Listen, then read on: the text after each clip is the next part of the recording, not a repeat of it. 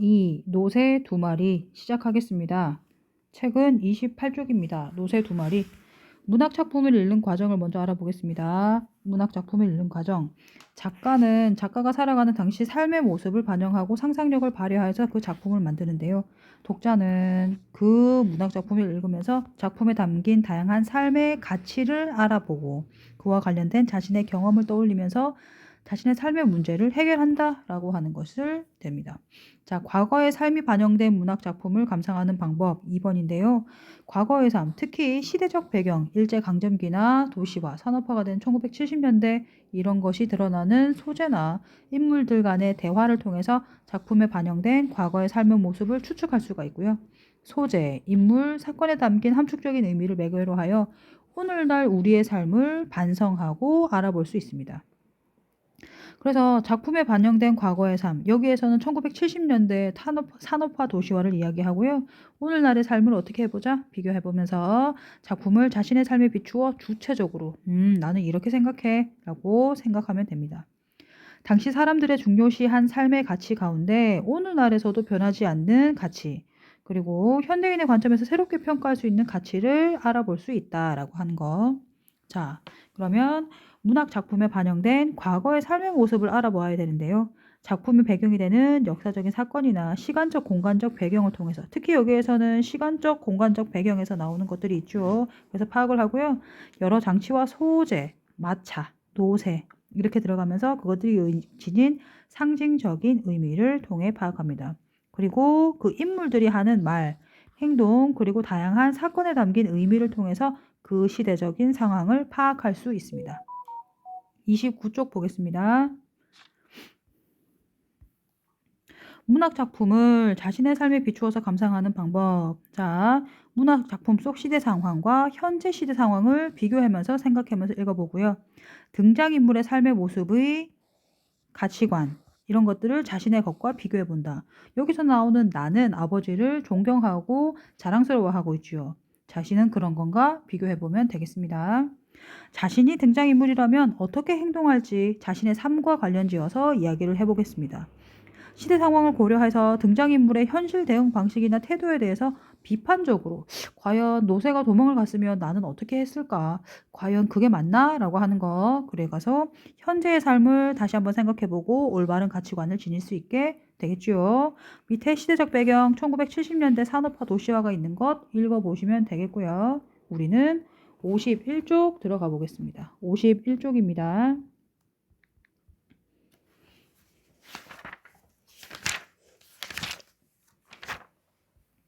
자, 51쪽에서는 전체적으로 작품을 이야기를 하고 있어요. 배경이 1970년대 산업화 도시화가 진행이 되었습니다. 삶의 공간이 변한다라고 하는 거, 거기서 소외된 사람들의 모습을 노새에다가 비유하면서 표현하고 있습니다. 나의 가족은 도시 변두리에서 노새 마차, 연탄 배달 하면서 살고 있죠. 연탄 마차가 미끄러지는데 노새가 도망갑니다. 아버지와 나는 노새 찾았습니다. 근데 못 찾았지요. 그래서 아버지는 내가 노새가 되겠다고 열심히 일하겠다라고 했지만 아버지가 노새가 입힌 피해에 대한 책임을 져야 된다. 이렇게 들어가면서 좀 안 좋은 결말이 들어가죠. 자, 노새 두 마리는 원래 있는 노새 그리고 노새를 닮은 아버지를 의미하면서 노새는 도시의 삶에 적응하지 못하고 고단한 삶을 살아가는 도시의 빈민을 상징합니다. 나를 서술자로 상징하죠. 그래서 아버지의 고달픈 삶을 있는 그대로 옆에서 보면서 전달하여서 독자가 이를 더욱 절실하게 느끼게 하고 있습니다. 작품은 현대소설이고요. 단편소설입니다. 엄청 길지요. 사실적이고 상징적이에요. 노새가 무엇을 상징하는가? 1970년대 겨울이 시간적 배경, 공간적 배경은 서울의 변두리 동네입니다. 주제, 변하는 시대 상황에서 적응하지 못하는 도시 빈민, 아버지 이야기하고 있죠. 그 사람이 얼마나 힘들게 살고 있는가 라고 하고 있습니다. 특징, 화자를 어린 나로 설정을 하여서 아버지의 삶을 보여주고 있어요. 객관화하면서 보여주고요. 노새라고 하는 상징적인 소재를 사용해서 주제를 효과적으로 사용하고 있습니다. 1970년대에 산업화 도시화로 인해서 급변하는 사회 문화적 상황이 보여주고 있지요. 요거 새동네가 생깁니다. 어울리지 않고 노새가 달아나는데 노새 소동을 벌이다가 나는 꿈을 꿔요. 이게 한참 많이 나오죠. 노새 찾으러 다니고요.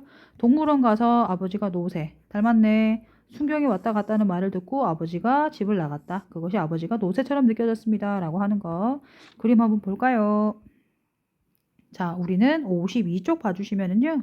첫 번째, 새 동네가 들어서면서 연탄을 많이 배달을 시켜요. 그래서 아버지는 노새, 말과 당나귀의 혼합종인 노새에다가 마차 끌어서 연탄을 해가지고 하고 나는 아버지가 자랑스러워서 잘 다녀요. 잘 따라다니는데 어느 날 힘들었던 날 연탄 배달을 하다가 노새가 도망쳐요. 사건이 있었죠. 그러면서 나와 아버지는 노새를 찾아서 이곳 저곳을 가요. 그랬는데 결국은 찾지를 못해. 그래서 아버지는 마지막에 어떻게 되느냐? 노새가 끼친 피해 때문에 순경이 찾아왔다는 말을 듣고 집을 나간다. 이것이 마지막 부분입니다. 자, 본문이 엄청 긴데요. 천천히 중요한 부분만 한 번씩 보면 많겠지요. 봅시다. 자, 우선 제목이 노새 두 마리 여기 들어가죠. 아빠와 원래 노새 이렇게 들어가고요.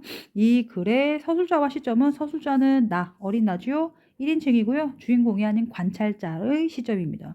공간적 배경은 변두리라고 하는 말을 알아두셔야 돼요. 산업화에 따른 성장과 개발에서 어떻게 됐다? 소외된 지역이다 라고 해서 도시 빈민이 사는 곳입니다. 32쪽. 자, 그런데 2, 3년 전부터 우리 동네에 변화가 생겨요. 왜? 문화주택이라고 해서 허름한 집이 아닌 깔끔한 집이 생긴다라고 해서 잘 사는 애들, 그리고 원래 살던 못 사는 도시 빈민들이 있었습니다. 그래서 구멍가게, 우유배달부, 새로운 그릇 들어가고, 그래서 동네가 조금 깨끗해진다. 그리고 1970년대임을 알 수 있게 해주는 말 봐주세요. 오늘날은 없는 말이죠. 잘 안 쓰는 말. 그 다음 우리는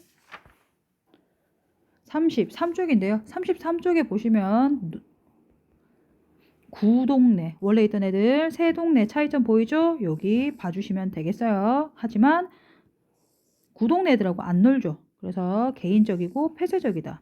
그리고 노새가 지나갈 때 구동네 사람들은 맨날 봤지. 그러니까 아우 더러워 하면서 함부로 대하지만 새 동네 사람들은 긍정적이고 노새를 신기해하고 있죠. 그죠? 그렇게 관심을 가지고 있습니다.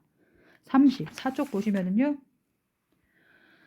34쪽 보시면 여기에 소재 1970년대 연탄을 배달하는 아버지지요. 연탄이 들어갑니다. 그 전까지는 장작을 사용하다가 1970년대부터 연탄 보일러가 들어갑니다. 하지만 사고가 많이 일어나고요. 직업이 바뀝니다. 버스 안내원이 있었고 구두 닦아주라고 하는 아들, 거리 이발사, 연탄 배달부 주인공이지요. 그렇게 들어갑니다. 35쪽 가보겠습니다. 자, 새동네 아이들과 구동네 아이들에 대한 이야기를 앞장에서 읽었는데요. 새동네 아이들은 잘 나오지 않고 그래도 자기들끼리만 어울려. 그래서 구동네 아이들하고 안 놀죠. 그리고 구동네 아이들은 학교 가는 시간만 빼면 나와서 맨날 밖에서 놀다가 걸핏하면 싸우고 어른까지 들어간다라고 해서 경제 수준이나 문화의 차이가 있어서 서로 잘 어울리지 않는다라고 하는 거. 다시 노새를 대하는 아이들의 태도에서도 새동네 아이들은 놀라거나 칭찬하고 구동네 아이들은 괴롭히거나 놀려서 아빠한테 한 번씩 혼나죠. 자, 그래서 그 당시의 삶, 노새가 마차로 연탄을 배달한다. 그 다음 문화주택이라고 하는 말, 슬래브집, 판잣집 이렇게 들어갑니다. 그래서 1970년대 산업화 도시화가 있어서 시대가 급변하는 시대다. 그리고 판잣집의 구동네, 문화주택의 새동네 사이에 경제적, 문화적 차이가 존재하고요. 공간적 배경입니다. 변두리 동네는 소외되거나 뒤처진 지역. 골목이라고 하는 것은 소통이 단절됐어. 왜? 구동네 지역하고 새동네 지역하고 이렇게 골목 사이에 두고 서로 어울리지 않았다. 그리고 구멍가게는 새동네가 들어오면서 품목이 바뀌어서 생활에 변화가 생겼다라고 하는 것도 알 수 있습니다. 36쪽 한번 볼까요? 36쪽을 보시면은요, 노새에 관련된 이야기가 주로 나오는데, 노새에 관련된 나의 태도 한번 볼게요. 노새에 대한 나의 태도는요, 내가 내 방 옆에 노새 있는 데가 있어가지고요, 노새를 자기가 거의 많이 씻겨주고 밥 주고 해서 정이 많이 들었다. 그 다음, 시간의 역순행적 구성이에요. 시간 순서대로가 아니라, 자, 우선 현재가 나오고 그 다음에 과거가 들어가는데요. 봅시다. 그랬는데 그 노새가 오늘은 우리 집에 없다 라고 하면서 과거에 노새가 들어왔다가 어떻게 이렇게 된다 배달한다 라고 하는 걸 얘기했는데 지금 우리 집에 없어. 현재 이야기인데요. 다시 어저께 일이었다 라고 하면서 과거를 회상하고 있죠. 그래서 어제 노새가 달한 일을 이야기하고 있습니다. 자, 그래서 여기 봐주시면은요. 과거 회상 장면을 이야기하는 것은요. 봅시다. 노새가 나의 가족에게 오게 된 과정을 설명하고, 그리고 노새가 나의 가족에게 가족과 같은 존재, 그리고 노새가 도망쳤죠? 그것이 얼마나 충격적인 일인지를 짐작하게 합니다. 읽어보면 충격적이기도 하죠. 우리는 37쪽 가볼게요. 아버지가 연탄 배달하는 것에 대한 나의 태도야. 연탄 배달하는 아버지. 어떻게 보면은 조금 부끄러워할 수도 있는 일인데 나는 아버지의 직업을 부끄러워하지 않는다. 그리고 그 아버지의 직업을 잘하는 점, 집을 잘 찾는 점을 자랑스러워한다라고 해서 그렇게 해서 나는 아버지를 자랑스러워한다. 부끄러워하지 않는다. 한 번 더. 나는 도시 사람들을 모습 연탄이 실은 마차가 미끄러져 위험한 상황이죠. 근데 아무도 도와주지 않아요. 그래서 이것은 어떻다? 도시인들이 각박하다, 개인주의적이다 라고 하는 것을 알 수가 있습니다. 38쪽입니다. 자, 아버지가 노새가 도망갈 때 어떻게 했냐면요. 자, 평소와 달리 노새한테 사정없이 매질을 했죠. 왜? 불안감과 초조함을 말하고 있어요. 이게 또 무엇을 상징하냐면 급변하는 시대에서 잘 따라가지 못하는 그러한 마음, 불안감, 초조함을 이야기도 할 수 있습니다. 자, 노새 한번 볼까요? 이 노새는 무거운 연탄짐을 지고 언덕을 올라가는 그 노새지요. 그래서 급격한 산업화 과정에서 비록 소외되었지만 가장의 책임을 다하려고 노력하는 아버지, 그리고 그것을 해결하기 위해서 힘겹고 고단하게 살아가는 이 시대의 아버지를 노새에게 연결시키고 있다라고 하는 거 알아두시면 되겠습니다. 자, 그 다음 우리는 39쪽이에요. 39쪽 보시면 노새가 도망을 가지요. 그래서 노새가 도망간 상황에 대해서 아버지와 사람들은 아버지는 자기 거니까 잡으려고 가죠. 하지만 사람들은 어떻게 하면서 아무도 도와주지 않아요. 한 번 더. 아버지는 절박하고요. 도시 사람들은 남에게 무관심하지. 연탄 묻으면 어떡해? 옷 다 버리잖아. 이렇게 생각한답니다. 그래서 다시 한번 사람들은 남의 일이라서 그냥 보기만 한다. 아버지는 큰일 났지. 안타깝고 안쓰럽게 느껴지지요. 그래서 나는 아버지가 어떡하지? 라고 이렇게 생각하고 있답니다. 40쪽. 자, 노새 찾으러 갑시다. 라고 해가지고 노새 찾으러 가요. 그래서 아버지는 갑자기 자신의 삶의 기반이었던 노새를 잃어버리니까 주저앉아 버리죠. 그래서 넋을 놓아버렸는데 나는 당황하고 막막했으나 아버지한테 어서 찾아 나서야지요. 라고 이야기를 하면서 아버지를 이끌어 나갑니다. 그래서 아버지의 마음을 헤아리고 아버지를 위로하면서 어른스럽게 찾아 나섭시다. 문제를 해결합시다. 라고 이야기합니다. 한 번 더 나오시오. 나와 거리에 있던 사람. 아무리 가도 사람들이 노새에 관련된 이야기를 해주지 않죠. 무관심하다, 개인주의적이다, 도시인의 태도입니다.